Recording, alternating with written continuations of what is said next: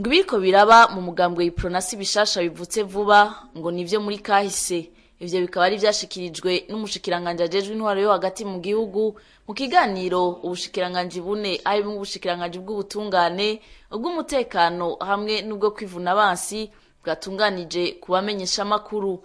Edouard Nduwimana akaba yamenyesheje ko ibiriko biraba muri uwo mugambwe bitari ku gatwe kiwe nk'uko bivugwa. Umunsi si abantu bakoranira mu ibare cyangwa bakoranire mu nzu kwa kanaka mu gihe nabone bari barakuwe no mwizo nzego bahari bakiri muri processus yo kubareyintegra baca bavuga ngo turakuye abandi oya suko vyogenda naza yuko ico kibazo cy'abadasigana subwambe ni si cyavuba ni cyakera nibaje hamwe bicare batore ibibazo vyabo ariko kandi basaba yuko nabandi bo bafasha bazazabafasha ariko nibaza yuko no munsi ari ukuyoboka inzego zihari zirongowe na conseiller nibigira bakaja hamwe bagatuma ko inama ya komite executive bagatuma komite centrale mo bakicara bagatore nyishu ibibazo vyabo uko niko ikibazo kimeze jewe nibaza yuko twebwe twisunga amategeko na cyane cyane urubanza rwacitse rurinda kuja mu ngiro kandi dusura gusaba yuko atawushaka kwikikamukiza ngo ikibazo c'abadasigana akigire ikibazo kiri hagati y'abarundi kiri hagati y'inzego oya ni kibazo cabo ibibazo bamwe babicamwo kandi bamwe babitorera inyishu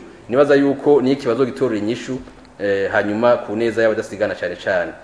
Ku kibazo cabajijwe n'imbiga ipolisi c'u Burundi iyo gikubita abantu mu myiyerekano aba ariyo ntumbero cahawe, Gabriel Nizigama umushikiranganje ajejwe umutekano amenyesha ko igipolisi kijejwe kubaha no kubahiriza amategeko kandi ko hariho abafise imigambi yo kugisotora.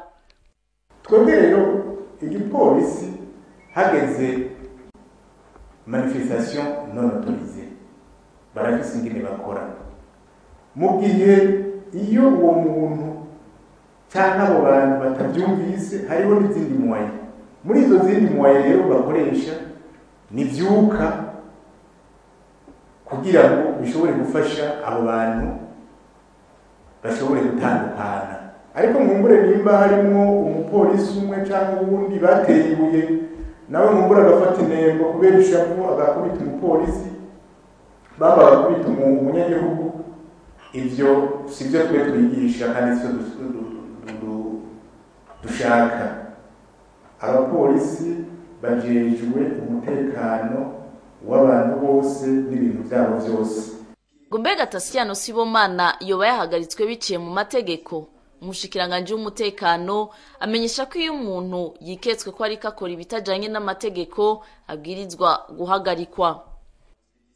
Imisi yose umupolisi aronse inkuru canke abonye ikintu gishobora guhungabanya amahoro n'umutekano arafise latitude yo gufata ingingo zose zijanye no gukinga kugira ntihagire ikintu kiba na cane cane agacakora amatohoza. Inyuma y'amatohoza niho hashaka ingingo y'uko uwafashwe ashobora kurungikwa mu butungane canke akarekurwa. Nuko rero byagenze murindire amatohoza tuyabandanye hanyuma ingingo zizofatwa kuri abo bose canke n'abazokurikira muzozimenyeshwa.